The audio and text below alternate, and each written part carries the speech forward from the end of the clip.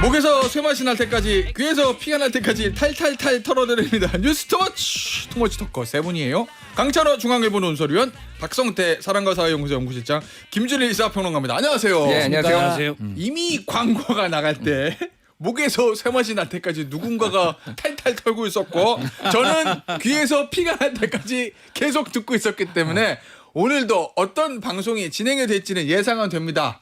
예, 하지만 강찬호 위원이 광고 나갈 때 저한테 했던 얘기는 방송에서 하시면 안 돼요. 그걸 여기서 할 이유가 뭐가 그죠? 있습니까? 특정인에 대한 거니까 안 됩니다. 아니, 저는 팩트를 얘기하기 때문에 네. 사실 뭐 팩트 여부에는 자신이 있습니다만 네. 오늘 맥락에 관계가 없기 때문에 전혀 할 이유가 없습니다. 예, 네. 저희 밖에서 네.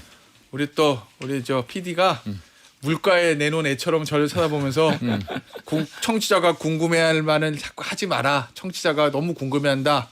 이러면 전 더 합니다. 궁금해하시라고 하는 거예요. 그럼요. 네. 예, 자 궁금해하세요. 할 수 없습니다. 그래도 저기 요 얘기는 해보죠. 첫 번째 저 주제 윤석열 전 대통령 있잖아요. 네. 나는 근데 9시에 출근하는 거랑 9시에 특검 나가는 거랑 10시에 나가는 거랑 뭐 오전 한 11시 반 정도부터 이제 저 식사하니까 오전에 좀 조사 덜 받는 건 있는데 이게 뭐가 그렇게 중요하길 아니 너 날짜는 뭐 그렇다 치더라도 시간은 진짜 좀 미미한 저 마이너한 건데 우리가 늘 얘기하는 게 제일 무서운 게 습관이라고 그러잖아요. 9시는 해장국 먹을 시간입니다.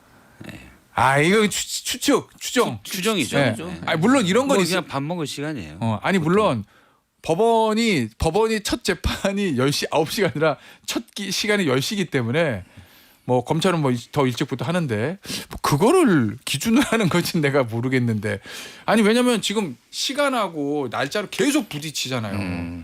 검찰의 특검의 최종 통보는 5일 9시. 근데 윤석열 전 대통령 10시에 갈게. 안 돼요.까지가 지금 마지막 정리된 거예요. 그러니까 이게 제가 뭐 모든 피의자들을 다 본 건 아니지만은 주요 피의자 중에서 가장 가까워요. 10분이에요. 10분 아시잖아요. 아크로비스타에서 거기 가는 시간까지. 10분은 이제 통제가 가니까 5분이면 갔지. 뭐 5분이든 뭐 그러니까 거기에다가 뭐 준비하는 시간 뭐 2, 30분 준다고 하더라도 네. 그러면 도대체 그 시간 전에 뭐 하는 거냐. 이게 이런 걸로 신경전을 벌인 사람은 처음 봤고요. 일단은. 예. 저도 처음 봤어요. 예, 그러니까 이게 상식적이지 않죠. 그러니까 이게 상식적이지 않은데 본인은 납득할 만한 이유로 안 되니까 이제 뭐 말씀하셨던 여러 썰들이 나오는 거예요. 그러니까 뭐 습관설 나오는 거고 네. 뭐 음주설. 그래서 어차피 9시는 힘들어. 나는 못 움직여 이건가? 예, 그러니까 제가 뭐 이런 썰들을 너무 많이 풀고 싶지는 않은데 일단 뭐 소문이 무성한 거죠. 그러니까 무슨 뭐 그래서 10시 주술설까지 있어요. 뭐 일각에서는. 그 시간대가 제가 이거 주장하는 게 아니라 네. 그 정도로 미스테리하다. 이게 네. 무슨 차이가 있느냐. 그냥 그래서 이거를 그러니까 신경전으로 보시는 분들도 꽤 많더라고요. 예. 그러니까 나는 내란 특검에 제대로 협조할 생각이 없고 사사건건 지연하고 만약에 내가 체포가 될 만한 상황이면은 그때는 또 그때 맞춰가지고 또 나가고 다음에 일정은 또 5일 이제 됐잖아요. 처음에 1일, 3일 뭐 얘기하다가 5일로 된 거 아니에요. 예. 그러면 또 이제 나 다음에 특검에서 얘기하면은 나 그 시간 못 맞추는데 그날 못 가는데 그러다가 너 체포할 거야라고 하면 또 그 맞추고 이런 식으로 최대한 지연 전략을 지금 쓰려는 것 같다. 사사건건 신경전을 벌이고 있다. 뭐 이렇게 해석하는 게 가장 일반적인 것 같아요. 강찬호 의원은 혹시 윤석열 전 대통령 취재 좀 해보셨나요? 이 부분 관련해서? 이거 일단 지금 윤 대통령에게 접근해서 취재가 되는 기자가 있으면 제가 굉장히 가서 절을 할 생각입니다만 제가 볼 때는 예. 일단 그 시간도 시간이지만은 아마 윤 대통령이 그거를 지금 주장하고 있던 것 같아요. 뭐요? 그 서면으로 출석 요구서를 나한테 달라. 그러니까 그 부분인 것 같아요. 그러니까 지난번에 그 체포 저지라든가 예. 비화폰 정보 삭제 이런 걸 갖고 나를 조사할 거라고 해서 갔더니 뭐 국무회의 관련 여러 가지 논란까지도 나를 조사를 해갖고 예. 당황했다. 그래서 이번에 피의자의 방어권 보장을 위해서 예. 정확히 니들이 나를 조사할 내용이 뭔지 예. 당연히 저 사전에 나한테 알려달라. 그럼 내가 거기 준비해서 가겠다. 지금 근데- 이 주장을 하잖아요. 그거에 이제 덧붙여서 시간이 지금 이제 1시간 예. 갖고 이제 공방을 벌이고 있는 거죠. 그러니까는 뭐 그 앞에 진짜 알짜는 사실은 그 이제 니들이 조사할 영역을 분명하게 특정을 지어 달라라는 나도 일종의 방어하게. 네 그렇죠 이제 야, 근데 그러니까 그런 것 때문에라도 시간까지도 이제 하나의 또 어떤 협상의 그런 칩으로 쓸 수 있게 지금 좀 하고 있는 거 아닐까? 그 뭐 결국은 생각을 해봅니다. 네. 모 조사제 미리 알라고 아니, 그것 근데- 때문에 지금 근데- 시간도 태클 걸고 이러는 거란 아니 근데 말씀이구나. 그거는 피의자로서도 당연한 방어권이라고도 할 수 있죠. 아니, 그러니까 근데- 지금 저 뭐냐 아니 이재명 대통령은 뭐 저 과거에 안 그랬나요? 아니, 저 검찰 근데- 소환할 때도 다 그런 식으로 아니, 근데 법원으로 하는데 그러니까, 내가 진짜 궁금한 건 예.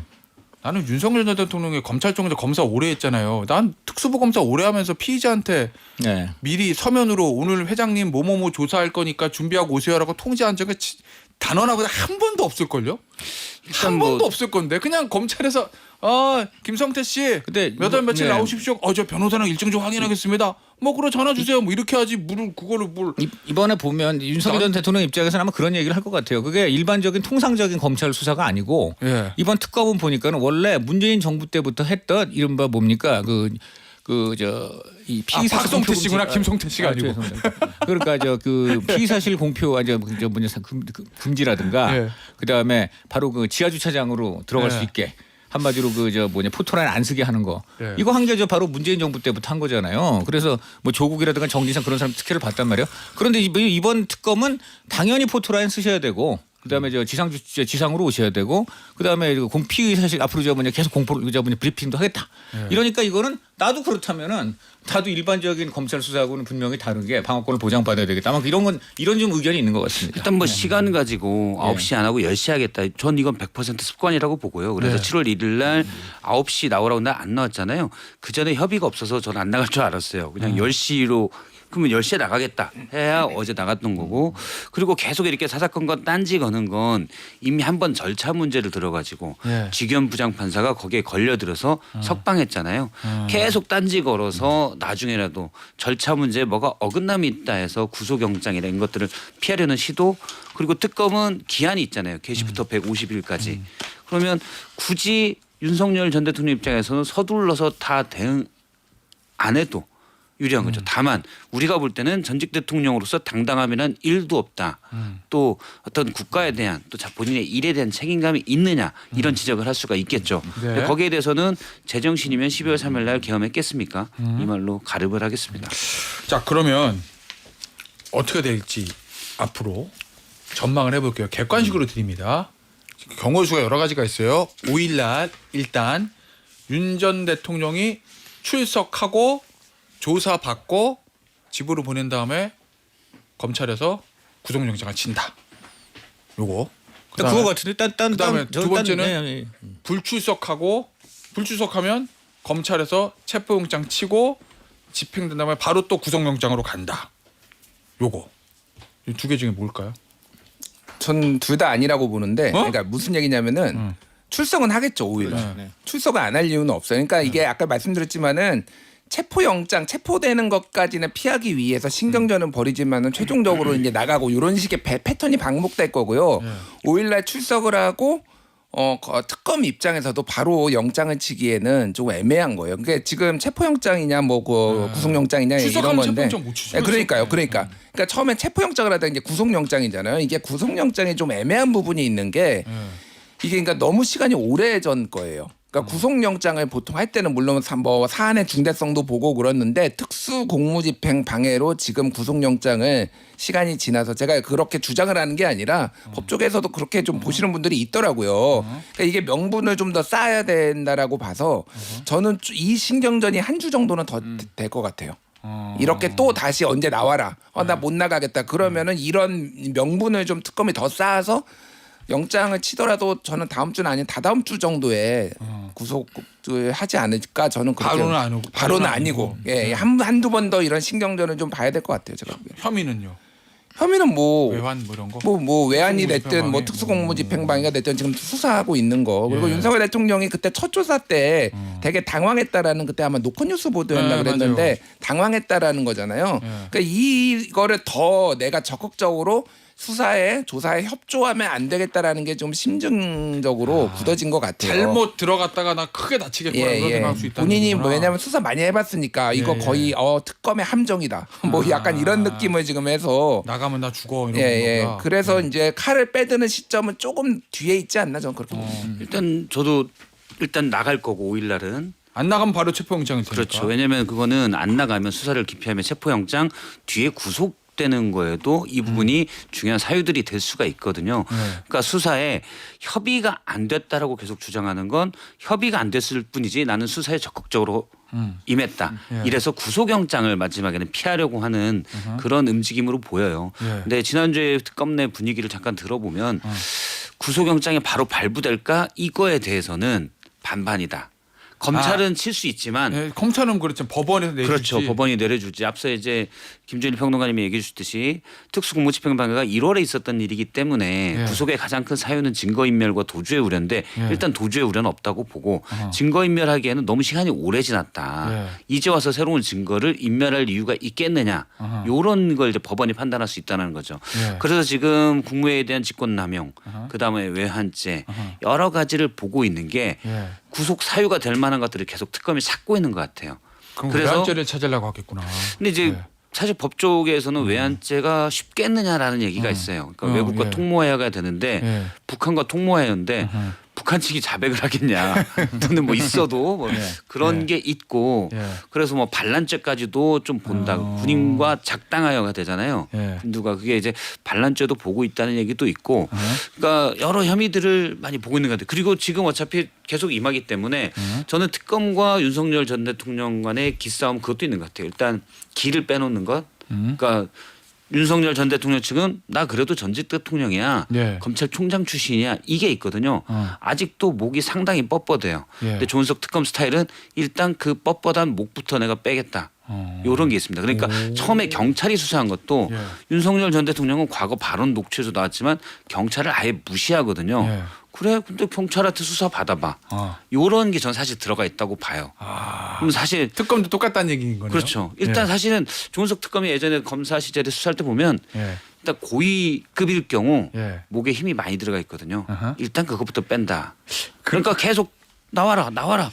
계속해도 사실 특검이 크게 손해 볼 건 없어요. 왜냐면 이런 건 있겠네요. 왜냐면 조은석 제 기억에 2000몇 년지 윤석열 전 대통령의 저 중앙지검장 할 때 바로 위인 서울 고검장이 조은석 특검이었거든요. 그렇죠. 그리고 두 사람이 다 검찰총장 후보에 올라갔다가 그렇죠. 지금 네. 이제 봉욱 민정수석이랑 다 네. 올라갔다가 윤석열 당시 중앙지검장에서 검찰총장 되면서 서울 고검장인 조은석 검사를 못 벗었죠. 벗고 네, 나왔고 그렇죠. 네. 그러니까 본인이 법조 선배니까 그래?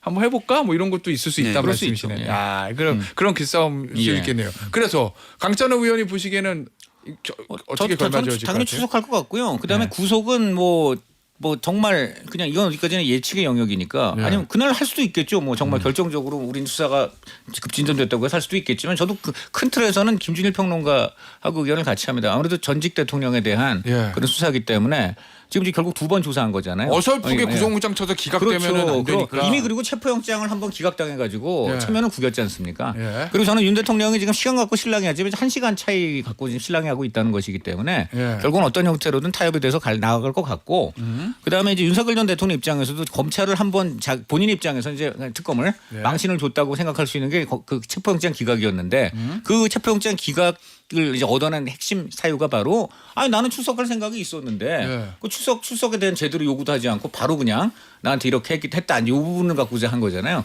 그건 이번엔 저 뭐냐 특검이 저 시간 제시하면서 출석하라고 한 거니까 네. 응해야죠. 그래서 저는 김준일 평론가하고 큰 틀에서는 의견을 같이 합니다. 알겠습니다. 그리고 최근에 이제 내란 특검 이제 모든 특검이 그렇지만 또 특검은 또 브리핑 조항도 있고 해가지고 네, 네. 여러 가지 수사 상황이 이제 공식적으로 나오는데 최근에 나온 얘기가 강의구 전 부속실장 이 윤석열 전 대통령의 검찰 때부터 측근이잖아요. 검사장 할 때 사무국장이었나? 뭐 아마 이렇죠. 예. 이 부속실장 얘기는 자꾸 왜 나오는 거예요? 개헌 문건을 2번 썼다. 뭐 이런 얘기도 나오고. 그러니까 12월 3일에 네. 이제 개헌 문건에 이게 국방부 장관이나 이제 행안부 장관이 건의를 해가지고 이렇게 개헌이 되는 건데 그 국무총리나 이 국방부 장관의 서명하는 란이 없었고 그냥 됐다라는 거 아니에요. 근데 개헌이 실패로 끝난 뒤 그 다음에 이제 확인을 해보니까 그런 문건에 서명하는 란이 없으니까 12월 5일에 김주현 민정수석이 이 상황에 대해서 이제 알게 됐고 그래가지고 한 전 총리한테 서명을 사후에 받은 거죠. 나중에 개헌 문건을 만들어가지고 이걸 서명을 사후에 받았는데 한 총리가 이게 나중에 이렇게 사후에 문서를 만들면은 뭐 허위 공문서나 뭐 이런 이게 문제가 될 수 있으니까 이걸 아예 없던 걸로 하자 이렇게 됐다라는 거예요. 이거를 이제 특검에서 한 건데 그러니까 두 가지인 것 같아요. 하나는 김주현 민정수석이 이거를 이제 알고서 했다라는 거잖아요. 예.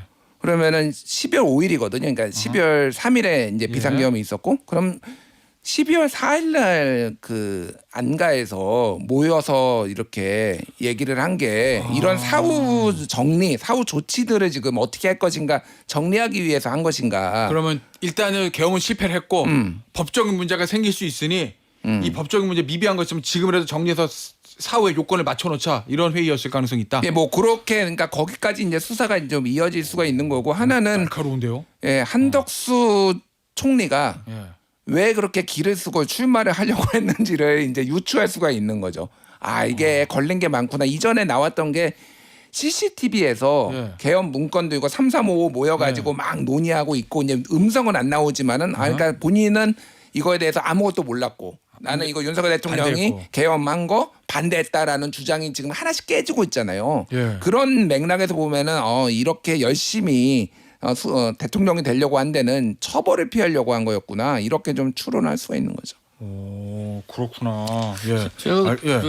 그 당시 용산 참모진 뭐 이런 좀 그쪽 취재를 해보면은 예. 정말 참모진들도 몰라 수석급들도 예. 정말 몰랐다는 거예요. 그러니까 그 계엄을 하는 국무회의를 열리기 전까지. 하긴 뭐 실장이랑 수석 얘기는 지금 나오지는 않긴 해요. 실장이나 예. 수석도 그날 보면은 많은 수석들이 예. 다른 무슨 약속을 하고 있거나 어허. 정말 뭐 그 계엄이 미리 알았다면 예. 그 참모진이 그 뭐 밖에서 저녁을 먹고 있거나 예. 뭐 어디 이런 일을 할 수가 있었겠습니까?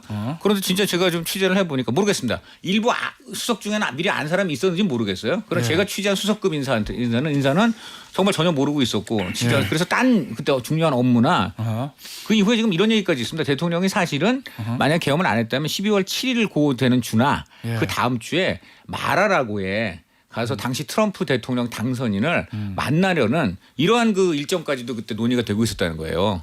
저 참모들 사이에서는. 네, 그래갖고는 그런 것 때문에 다들 이제 그런 거에 바쁘고 예. 그런 와중인데 갑자기 밤 뭐 한 10시 뭐 19시 10시 돼가지고 갑자기 빨리 들어와라 뭐 국무회의 뭐 한댄다 하면서 뭐 하냐 했더니 계엄 관련이란다 이런 게 나오니까 예. 뒤집어졌다는 거죠. 그러니까 저는 이 강우규 부석실장이라는 분은 그런데 굉장히 이제 대통령하고 옛날부터 예. 아주 가까운 측근이었다면 이분은 진짜 그야말로 사후에 이렇게 진짜 그 핵심 수석들조차도 모를 정도였다면은 이건 예. 정말 그야말로 윤 대통령이 어떤 절차라든가 프로세스를 건너뛰고 예. 극소수하고만 이제 번개불에 콩볶아 먹듯 했기 때문에 결국은 차후에 어떤 예. 형태든 보정 작업이 불가피했을 것이고 어허. 그렇다면 그래서 지금 저기 강우구 실장이 이제 초안을 나중에 작성한 거 아니냐 예. 이런 의혹이 나오는 배경이다 어허. 그렇게 생각합니다. 저도 그 얘기를 듣고 좀 깜짝 놀랐는데 어떤 예. 수석급조차도 전혀 그걸 모르고 있을 정도였다면은 저는 그 굉장히 이 하여간 개헌 프로세스는 예.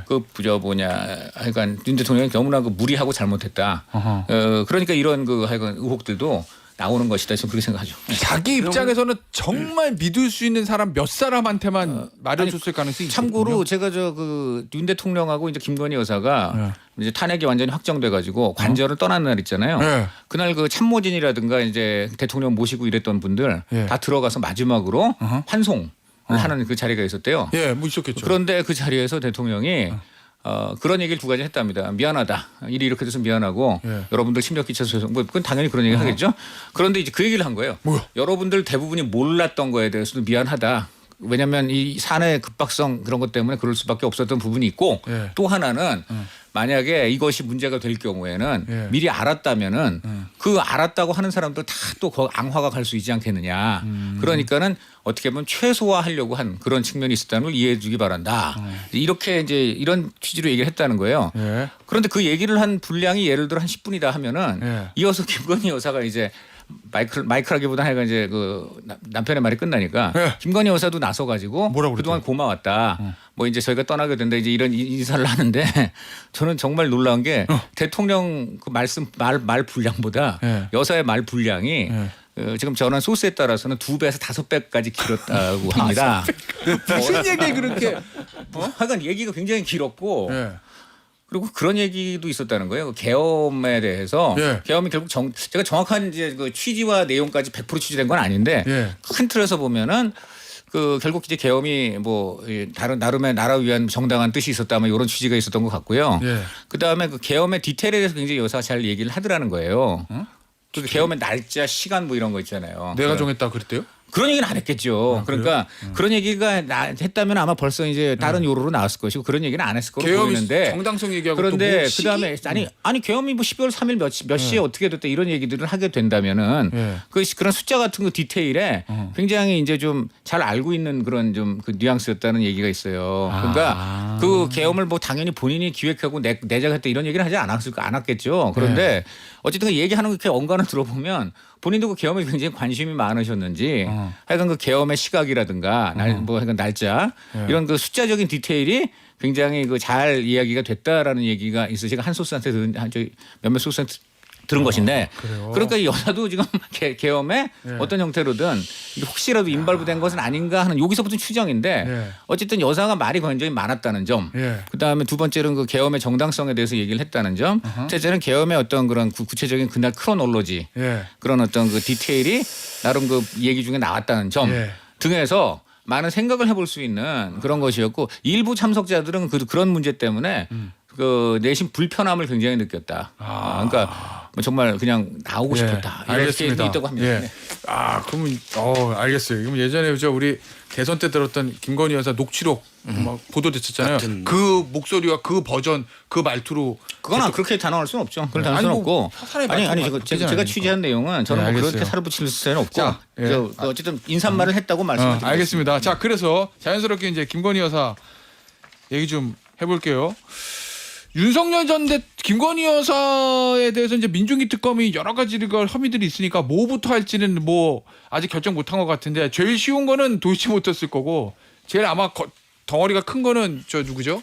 저 그 통일교 관련된 것 같은데 시간이 다 돼가지고 광고 듣고 박성태 실장한테 3부에서 질문을 좀 들어보도록 하겠습니다.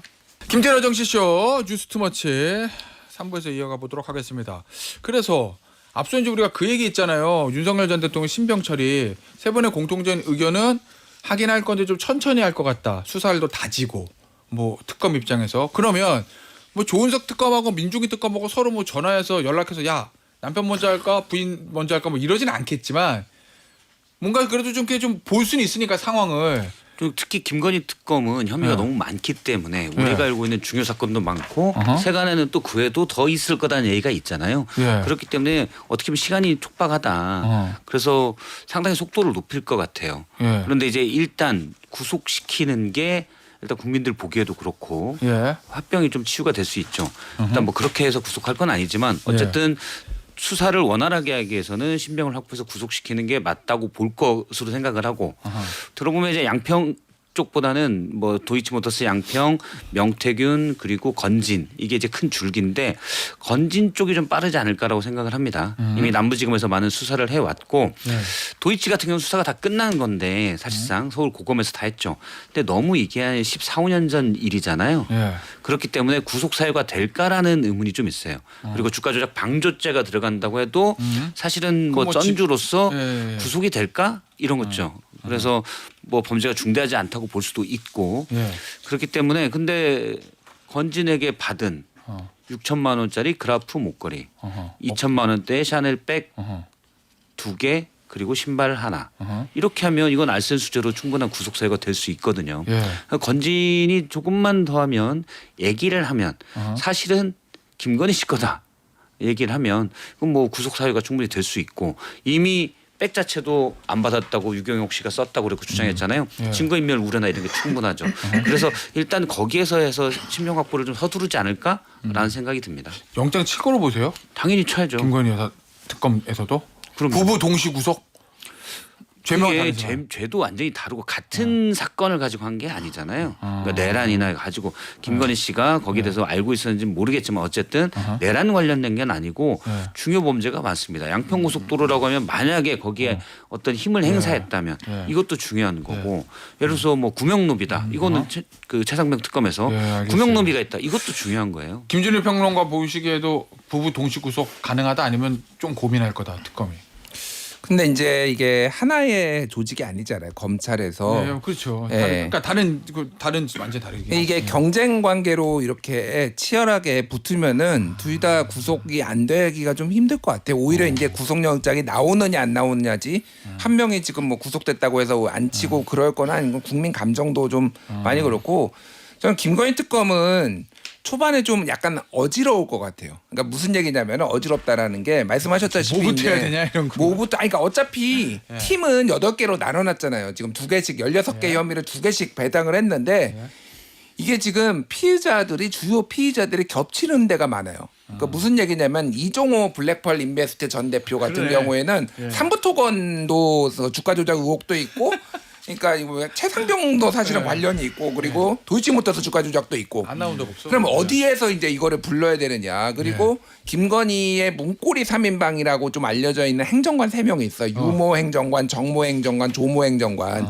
이 사람들도 여기저기 다 걸려 있어요. 그러니까. 아 그렇죠. 그러니까 이거를 지금 특검 뭐 기사 나온 걸 보면 중앙일보가 썼는데 이 사람들을 어떻게 어떤 순서로 부를 거냐를 가지고 내부의 그 팀들끼리 조율을 지금 교통 정리를 하고 있다라는 거예요. 너무 많아서. 예, 그러니까 네. 부르면 효율적으로 수사를 해야 될 거 아니에요. 그렇지. 그러면은 이게 이 사람들 부르고 이렇게 하면은 이제 김건희를 또 이제 김건희 씨를 부를 거 아니에요. 네. 그러면은 구속은 제가 보기에는 김건희 씨를 불러서 조사를 한 다음에 뭐가 나와야지 구속이 될 거 아니에요. 그러면은 다음 주에는 저는 어쨌든 소환 조사 요청을 하고 그다음에 바로 응할지 어떨지 모르겠는데 그러고 구속영장은 2주 뒤내나 3주 뒤에 구속영장이 청구되지 않을까 개인적으로 그렇게 봅니다. 알겠습니다. 뭐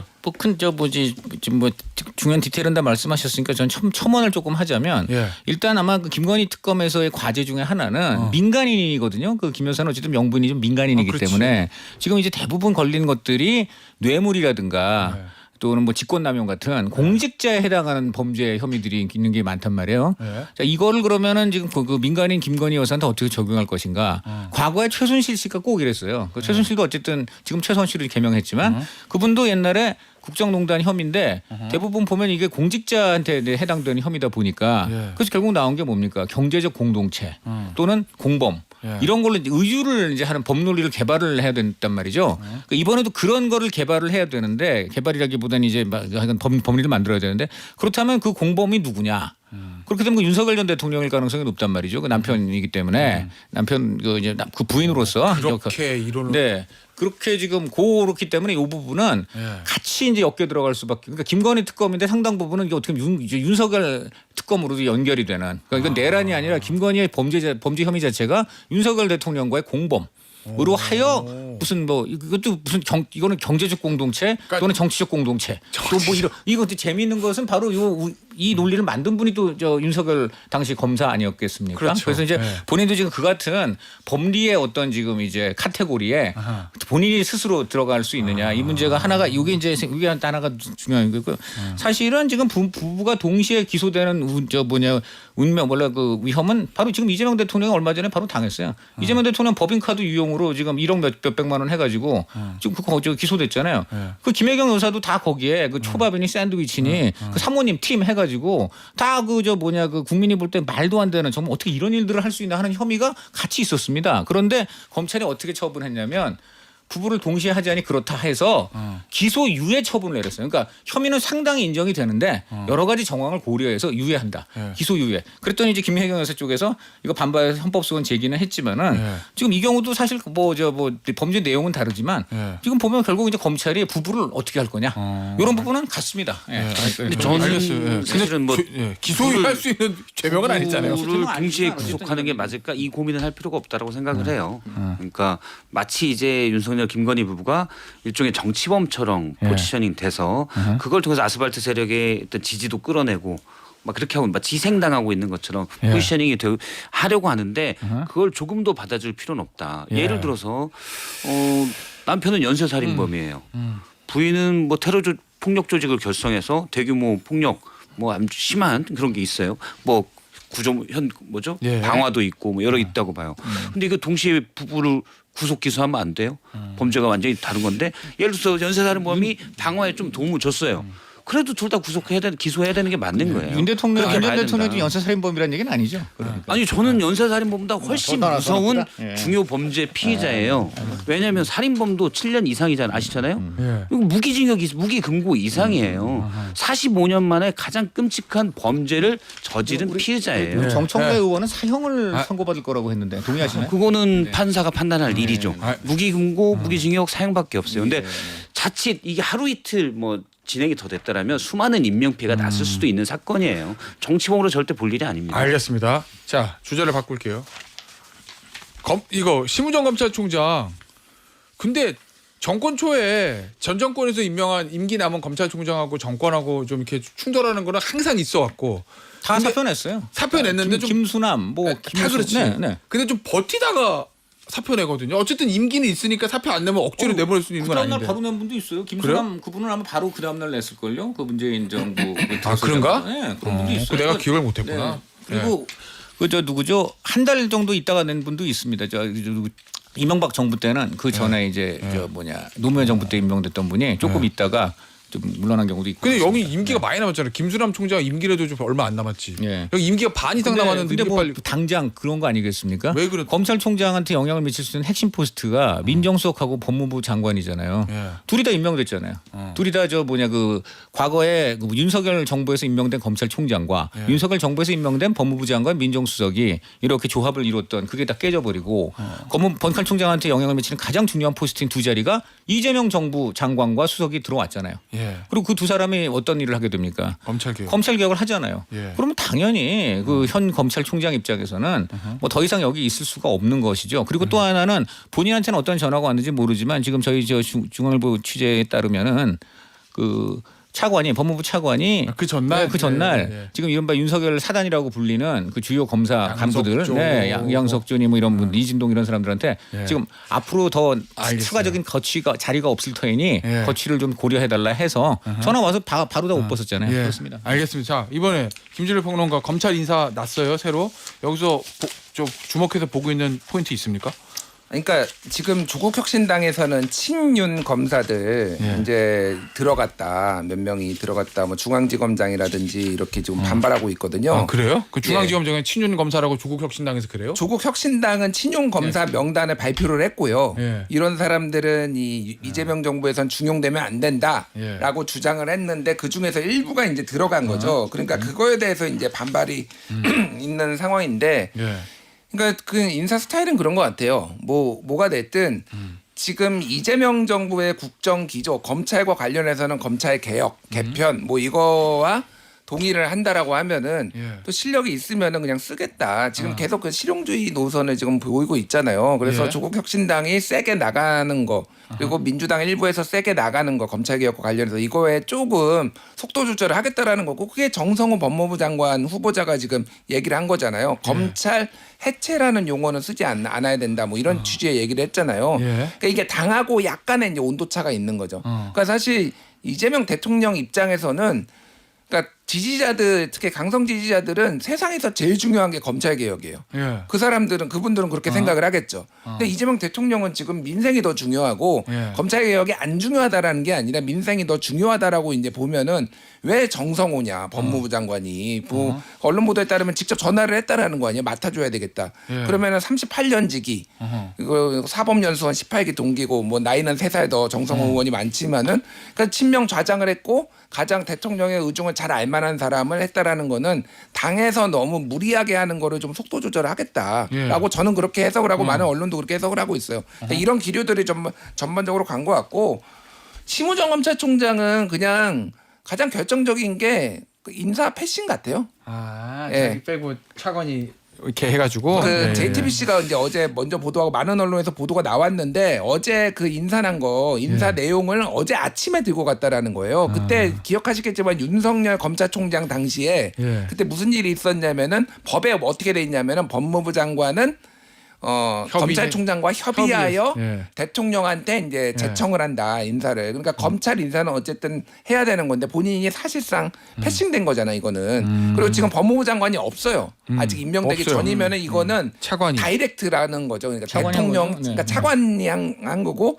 대통령 용산의 다이렉트 그거면 의지면은 검찰개혁 관련해서도 이견이 있고 인사까지 패친당하고 그러면 지금 사표를 내야 될 타이밍이다라고 이제 판단한 거죠. 그러니까. 네. 아니 예. 아니 박 실장 예. 관련해서 앞서도 잠시 얘기 나왔는데 이 검찰 개혁이라는 거 이재명 대통령의 의중이 뭘까? 그러니까 정성호 의원을 법무부 장관에 임명한 것에 대한 해석이 이제 김진일 평론가처럼 좀 속도 조절론. 왜냐하면 정성호 의원의 대표적인 지금 온건파니까 전반적으로 그런 얘기도 있는 반면에 제일 믿을 사람은 누구냐? 그래도 정성호 의원이다. 내 예. 제일 오래됐고 나를 끝까지 지켜줄 사람. 그러니 이 큰 과제를 형님이 알아서 밀어붙이세요. 요 의사라는 것도 있고. 많은 분들이 볼 때 정성호 의원은 제일 쓴소리를 이재명 대표부터 예. 대통령 때는 잘 모르겠어요. 잘 했던 분이잖아요. 예. 그래서 일부 때는 가까워졌고 예. 또 일부 때는 멀어지기도 했던 그런 사이인데 사실 그런 두 분을 꼽으라면 친명 최핵심이 사실은 정성호, 김영진 두 사람이었죠. 예. 오래된 관계기도 하고 쓴소리도 하고. 근데 이 두 분이 다 합리적인 온건파예요. 그렇죠. 민주당 내에서 가장 합리적인 온건파라고 했는데 예. 정성호 법무부 장관 후보자에 대해서 이렇게 지명한 것에 대해서는 긍정적인 평가가 상당히 많습니다. 물론 제 주변이 그런지 모르겠지만 일단 검찰개혁 문재인 정부 때도 했지만 사실은 경찰이나 또 일부 대표적으로 얘기하는 분이 박준영 재심 전문 변호사인데 예. 사실은 수사 지휘권이 사실상 없어지면서 경찰이 수사를 제대로 못해서 수사 적체 현상이 상당히 심하다. 예. 그러니까 예전에는 검찰이 사건 들어오면 그다음부터 계속 이거 갈래를 어떻게 타서 어떻게 가면 네. 된다. 왜냐하면 기소를 해야 되잖아요. 근데 그게 안 되니까 수사가 자꾸 쌓이고 예. 쌓이니까 수사에 들어가 있는 경찰들은 힘들어요. 힘들어 죽을 지경이고 그러니까 안 가니까 더 쌓이고 이게 상당히 오래됐거든요. 예. 그래서 검찰이 지휘를 안 하면 그러니까 쉽게 말해서 대부분 형사부 검사들이죠. 형사부 검사들이 과거에 지휘했던 거에 다 없어져서 형사 사법 체계에 문제가 많다. 그래서 오히려 서민들 피해가 크다는 지적이 많았습니다. 실제 수사에 걸리는 기간도 통계적으로 엄청 늘어나고 아마 이재명 대통령이 그런 걸 보고 그냥 지금 사실 검찰 개혁이라고 얘기하는 주로 특수수사에 관련된 부분이거든요. 근데 그냥 검찰 개혁, 검찰청 해체 이게 아니라 정말 국민들 입장에서 어떤 형사 사법 체계가 바람직한지를 합리적인 형님이 잘 보셔라. 그래서 더군다나 친명 핵심이기 때문에 뭐 믿음이 떨어진다 이렇게 볼 수는 없는 거잖아요. 예. 그래서 그걸 잘 추진하라는 얘기 같아요. 저는 근데 그 방향이 맞다고 봅니다. 자 그런데 네. 그런데 궁금한 건 지금 전당대회에 나와 있는 당 대표 후보 두 사람은 네. 추석 전에 정리한다 이거거든요. 네. 그거는 지금? 근데 그거는- 어쨌든 네. 그리고 어제는 그런 얘기도 나왔잖아요. 어차피 이거는 입법 사항이니까 당에서 하는 겁니다라는 네. 얘기. 그러면은 근데 당 대표하고 그쵸, 법무장관 그런데- 엇박자가 근데 수 있는 건데? 대통령하고 한 몸이라고 주장하는 사람들 아닌가요? 예. 본인들이 그랬잖아요. 나는 이재명과 한 몸이다. 뭐 그러네요. 항모가 되겠다 그랬잖아요. 예. 그럼 그 뭐 당이 뭐가 있어요? 그 이재명 대통령 뜻이지. 이재명 대통령 뜻은 요 지금 아주 훌륭하신 두 평론가가 잘 얘기하셨잖아요. 그러면 대통령 뜻은 네. 저 박찬대 후보나 네. 저 정청래 후보처럼 확 밀어붙이는 게 아니라 네. 정성호 장관처럼 좀 톤 다운하면서 그렇죠. 천천히 간다. 그 천천히 아주 뭐 아예 안 하겠다는 것도 아닐 것이고 예. 그다음에 뭐 그야말로 뭐 자동차인데 예. 사람이 걷는 속도로 가지도 않을 것이고 단지 뭐 한 80km 달리는 차가 한 40, 50 어린이 안전구역 정도로 달리는 거 이런 거로 이제 할 수 있다고 볼 수 있는데 비유하자면 예. 뭐 그건 좀 맞는 것 같아요. 굉장히 맞는 얘기고 그다음에 그 당이란 건 아까 말한 대로 대통령과 한 몸이 되겠다고 막 그냥 울며불며 지금 맹세를 하는 사람들이 하고 있기 때문에 예. 제가 볼 때는 그 대통령 뜻이 정성호 장관을 임명한 거기서 읽힌다면 예. 거기 따라가게 돼 있습니다. 그러니까 그거는 그게 어떻게 한 몸이에요, 그럼? 그건 더 이상 뭐 논의할 것도 없고 저는 그 정성호 장관을 이제 임명을 하고 또 봉욱 예. 이 두 사람을 봉욱을 이제 민정수석지 봉욱 같은 경우에는 검찰 엘리트 중에 엘리트고 예. 그다음에 과거에 보면 수사와 기소에 분리는 말도 안 된다. 예. 여러 번 얘기한 분이에요. 예. 그럼 이 사람들을 왜 썼느냐? 이게 저는 상당히 이제 짚히는 대목이 뭐요? 뭔데 지금 말한 좀 전에 말한 이제 그런 거 현실적인 거 속도 예. 조절을 해야 되고 또 봉욱 같으면 아무래도 팔이 검찰로 굽을 수밖에 없는 사람이잖아요. 뭐 특수통은 아니지만. 그렇더라도 그러니까 검찰을 예, 맞아요. 전통적인 예, 검찰을 예. 사랑하는 사람 아니에요. 딱 이거 그럴 수 보면은 있겠죠. 그러니까 이제 그런 사람들을 뒀다는 거는 거는 속도 조절을 하겠다는 걸로 읽히는데 그것과 동시에 예. 검찰이나 이 어떤 그 수사기관들의 현실을 잘 아는 사람들을 전면 배치했다. 이게 왜 그러냐면 딱 문재인 정부 초에 법무부 장관 누구였습니까? 박상기였잖아요. 안경환 하려다가 박상기. 추문이 드러나면서 네, 네. 문재인 대통령 망신당하고 결국 박상기 했는데 그분 누굽니까? 법학 교수잖아요. 네. 그다음에 민정수석 누굽니까? 조국 그분도 실무 법무했나요? 안 그분도 했어요. 사시도 안 본 분이죠 그분은. 그래서 그냥 교수예요. 둘 다 교수야. 제가 그때 이재명 당시 성남 그때 저 경기도지사 성남시장 경기도지사 할 때 제가 직접 그때는 취재를 많이 제가 했는데 그분 말씀도 많이 듣고 예. 직접 그분한테 들은 얘기가 있어요. 뭐요? 저한테 뭐라 그랬냐면 지금 조국 민정수석은 바지 쪼골이라 그랬어요. 저한테 그랬습니다. 예. 그러니까 한마디로 백면 서생이고 예. 그냥 자리만 걸치고 있는 사람이다. 어. 실제 지금 청와대 민정수석실은 전해철 라인이 장악하고 있다. 전해철은 과거 노무현 정부 마지막 민정수석이기도 했고 예. 또 전해철 실무법조인이죠. 예. 또 전해철 그래서 이분이 그 문재인 정부가 급하게 인수위도 없어 들었을 때 예. 민정수석실이 제일 중요하니까 전해철 노무현 정부 마지막 민정수석이었던 전해철의 여러 가지 조언을 받고 예. 민정수석실 구성했다는 거예요. 그러니까 이제 그 민정수석실에 가장 많이 피해를 본 사람이 누구냐? 바로 이재명 당시 지사예요. 왜냐하면 이 문재인 정부 때 검찰에 지금 걸린 혐의 상당수가 이미 그때 수사받고 기소됐잖아요. 그러다 보니까 너무너무 거기에 대해서 분노가 쌓인 거예요. 그래서 전해철 의원 같은 사람한테는 굉장히 분노가 있습니다. 그때 어떤 걸 아마 느꼈냐면 이렇게 백면서생 교수들로 하다 보니까 예. 막 휘둘려 간다. 그렇기 때문에 나는 정성호라든가 동욱이라든가 좀 이렇게 실제 변호사 예. 검사해보고 이 검찰이나 사법기관의 생계를 알겠습니다. 아는 사람들을 한다. 저는 그런 현실적인 이진수 모습을 깔렸다. 법무부 차관이 이제 국회 나가서 얘기를 했잖아요. 수사와 기소는 분리되는 방향으로 간다. 근데 이번 인사를 보면 대부분 봉욱 수석이 주도를 한 것 같아요. 예, 그렇겠죠. 봉욱 수석이 그 대검 정책기획과장 시절에 여기가 이제 검찰 중에서는 제일 에이스들이 가는 곳이다라고 기획관. 하는다. 예. 예. 근데 거기일 때 뭐 지금 중앙지검장에 된 그 정진우 또 이진수 법무차관 다 같이 있었던 연구관이었대요. 정책기획과 소속에. 법무부 정책기획과 소속 그렇죠. 연구관. 그 당시에 과장 시절에 밑에 있던 연구관들이에요. 뭐 본인과 호흡을 맞춰왔고 생각도 맞는. 근데 이진수 차관이 이미 수사 기소는 분리하는 방향으로 간다고 했으니 봉욱 수석도 저는 그 방향에 맞춰서 더구나 이재명 대통령 뜻이 그러니까 그건 갈 것으로 보고 다만 수사 기소 지금도 예를 들어서 검찰이 수사를 개시한 사건에 대해서는 기소를 못하게 됐습니다. 내부적으로 방화벽을 약간 쳐놓은 건데 그런데 이제 그것들을 좀 더 어떻게 하면 잘할 것인지 현실을 아는 사람들이 할 수 있죠. 그래서 저는 그 방향만 잘 갖춰간다면 검찰을 잘 아는 사람이 개혁을 주도하는 게 맞다라고 봅니다. 알겠습니다. 자, 주제를 잠깐 바꿀게요. 마지막 요거. 국민의힘 지금 비대위 구성 어떻게 봅니까? 남매 미소를 띠고. 아니요, 그러니까 진짜 잘했으면 좋겠어요. 예. 근데 잘했으면 좋겠는데 예. 솔직히 답이 없다. 국민의힘은 그러니까 이거는 결국은 의원들은 안 바뀌고요. 왜냐하면 원내대표 선거하면은 딱 70 몇 표 계속 똑같은 TK 분들이 계속 하고 있잖아요. 송원석 대표는 이번에 뭐 60표지만 3파전이었으니까 그런 거고 제가 말씀드리는 거는 다 윤석열 구명운동 관저 앞에서 시위했던 분들이 전부 다 비대위원 다 들어가고 했단 말이에요. 그러니까 네. 아무도 이거를 쇄신으로 보지 않을 거고 결국은 제가 매번 얘기하지만 선거 치료가 필요하다. 또 줘야 돼요, 그러면? 그러니까 아직 덜 깨졌어요. 덜 충분히 깨졌어. 지지 않았다. 그렇죠. 그러니까 당원들이 난리가 나야 돼요. 더 이상 우리는 이렇게는 못 산다. 이렇게 계속 져서는 못 산다 정도가 돼야 되는데 아직 정권 잡았다 놓쳤지만 3년밖에 안 됐고 지방선거도 이거 그러니까 절박함이 없다. 그냥 이대로 답이 없이 갈 수밖에 없을 것 같아요. 당분은. 그래서 지금 지방선거는 엑소더스 그러니까 뭐냐면은 지금 국민의힘은 엑소더스 분위기가 있어요. 예. 무슨 얘기냐면은 내란 특검? 지방선거 아니 그게 아니라 지방선거에 지금 대구시장하고 경북지사에 맞아. 출마를 하시려는 분이 제가 이름을 다 말할 수는 없는데 언론 보도에 좀 나왔지만은 10명 돼요. 10명이 가명하기가 각각 10명 각각 10명인데 이 당이 어떻게 될지 모른다. 그래서 거기에는 뭐 그쪽에 있는 중진 의원 막 5선 의원 이상들도 지금 다 출마한다라는 거예요. 예. 그 정도로 당에 지금 미련이 없다 지금. 굉장히 안 좋은 상황이에요. 오죽하면 알겠습니다. 이철우 지사가 도청의 모습을 드러내가지고 네, 시간 다 됐어요. 지병서를 일축했겠습니까? 네. 근데 그것만 봐도 그런 거 알 수 있죠. 알겠습니다. 오늘 뉴스 투마치 여기서 마무리하도록 할게요. 강찬호 중앙일보 논설위원 박승태 사랑과 사연구소 연구실장 김준일 시사평론가였습니다. 감사합니다. 감사합니다. 고맙습니다.